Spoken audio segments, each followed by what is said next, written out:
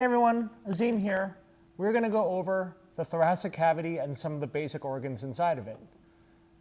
You can see in this model, I've removed this front piece.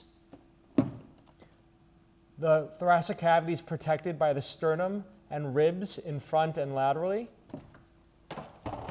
And posteriorly, you would find vertebrae.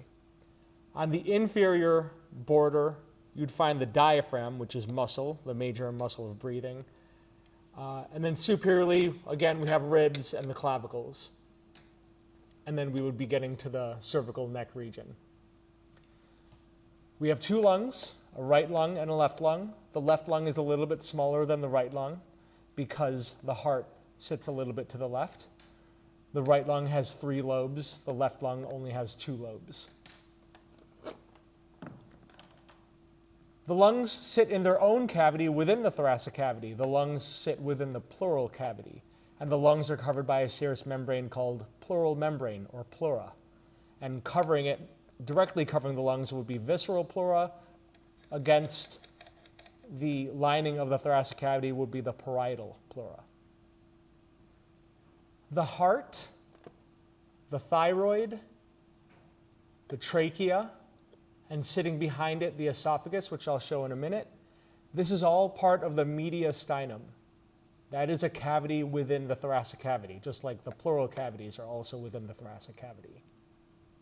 And then the heart itself is in its own cavity. The heart is in the pericardial cavity.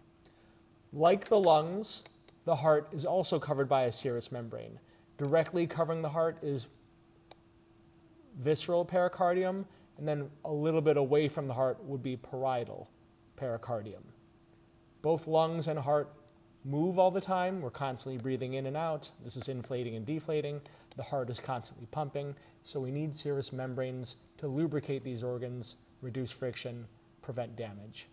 If we remove the heart and the lungs, we'll see a better view of the esophagus and the trachea. There, the lung is removed. You can see the trachea ending right here and then branching to bronchi. And then posterior to the trachea, we find the esophagus. The esophagus starts way up. You can see in this picture, the esophagus starts right here, where the larynx starts.